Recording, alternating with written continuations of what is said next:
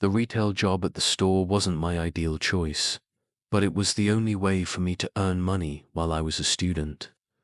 Working at this fashion store made me feel more independent, though I didn't always feel comfortable. Everything went on as usual, from stocking shelves, ringing up customers, to pretending to care about fashion. However, one cold winter day, when I woke up and noticed the snow covering the ground, I started to sense a change in this job. For the first time, I noticed a particular customer, a strange-looking man. He looked older than I had expected, with grey, unkempt hair, wearing a worn denim jacket and odd clothes that seemed like they had been worn for many years. Every time he came into the store, he never tried on any clothes, just stood in a corner, running his hand over items and then putting them back without buying anything.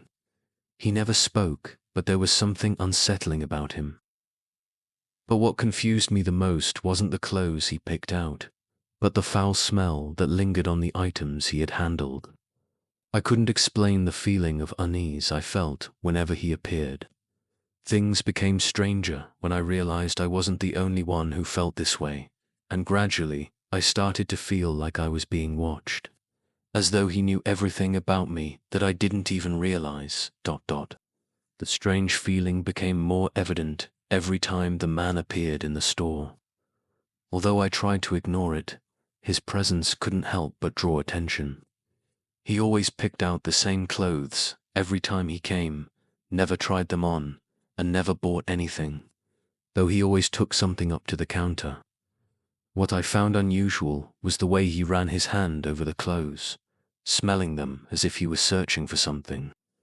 At first, I thought it was just the strange habit of an ordinary customer. But things changed when I began to notice the pungent smell of body odor and cigarette smoke on the clothes he had handled. That smell would cling to my hands every time I touched the items he had picked up, making it impossible for me to forget. It was especially unsettling when, one night, I was doing laundry and realized that my own shirt smelled like that. This confused me. How could his scent possibly stick to my clothes when I hadn't even made direct contact with him? I started to fear that he wasn't just an ordinary shopper but could be stalking me. The anxiety and feeling of being watched only grew stronger. It was difficult and strange, but I couldn't ignore this oddity. I began to wonder if he was following me, and the fear I felt every time I saw him made me feel like I was trapped in a game I couldn't control. My unease grew stronger as I realized I wasn't just worried about his strange presence. This man had become a real threat in my mind. He continued to appear during my late-night shifts when the store was nearly empty and the lights dim, with only a few other customers scattered around. He never rushed, but his attention toward me was impossible to ignore. It seemed that whenever I moved to a different area, he would appear there, as if waiting for me. Every time I turned around, I would catch his gaze, his eyes intense and calculating. At first, I thought he was just an annoying customer, but gradually, I realized there was something terrifying about his presence. Every time I walked by, he stood in one place, hardly moving, just staring at me without saying a word. This only made my fear worse. His constant and unchanged presence made it hard not to think that he was stalking me. One late night, as I worked and the store had almost no customers left, he appeared again, just like before, staring at me. I tried to avoid his gaze, but his stare made me feel trapped, unable to escape. I couldn't focus on my work anymore. My mind was filled with anxiety and fear. After a while, he moved closer, standing much too near for comfort. I started to panic, my heart racing and my stomach tightening.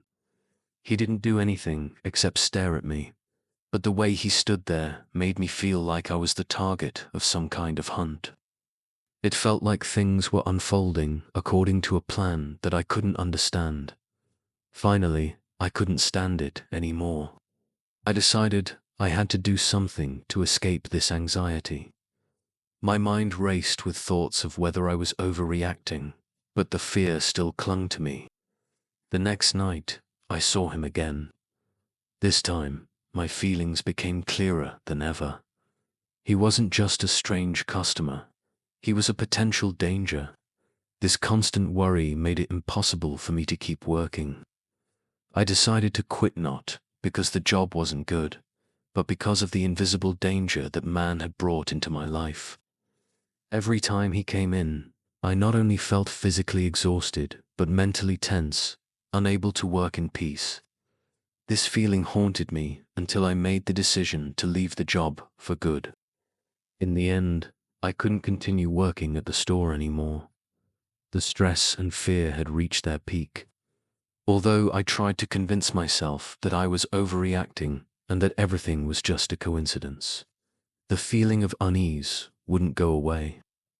The strange man didn't just appear whenever I worked the night shift. More and more, it felt like he was trying to infiltrate my life. I couldn't focus on my work or think about the other customers anymore because all my thoughts were consumed by him. Every time he appeared, it felt as though I was being watched, as though he always knew where I was, what I was doing, and when he would show up. I started to wonder if he was paying attention to me for reasons I couldn't understand. The anxiety began to affect me both physically and mentally. I couldn't sleep well after my shifts, constantly worrying about what might happen if he wasn't just watching. One night, after encountering him again at the store, I decided I couldn't work there any longer. It wasn't because the job wasn't good, but because I could no longer live with this fear. I didn't feel safe in the space I once considered normal. His presence had become more than an inconvenience, it had turned into a real threat. I decided to quit immediately. When I told my manager, they didn't fully understand the extent of my concern, thinking that I was overreacting. But deep down, I knew I couldn't stay there for another minute. The feeling of being watched and the inability to control the situation had become unbearable. Left the store and never returned. Although I found a new job, the anxiety still lingered. I could never forget the stare, the strange encounters, and the lingering smell from that man. Even though nothing directly happened to me, I learned an important lesson. Never ignore signs of unease. After quitting my job, I felt a certain sense of relief, but the fear still hadn't completely disappeared. Even though I had left the store, the uncomfortable feelings related to that man continued to follow me. I started to feel like I was haunted, unable to fully let go of the memories of the strange encounters with him. When I had to walk past stores or quiet areas in the city, I still couldn't shake the fear that he would suddenly appear somewhere, watching me. The unease didn't just occur in the store. It haunted me in my daily life, preventing me from finding peace. I tried to convince myself that these were just vague thoughts, but I couldn't deny that every time a stranger stood too close or stared at me for too long, my heart would race and I'd feel tense. Once again, when I reached out to an old colleague from the store to ask about the man, I got an answer that made me feel even more uneasy.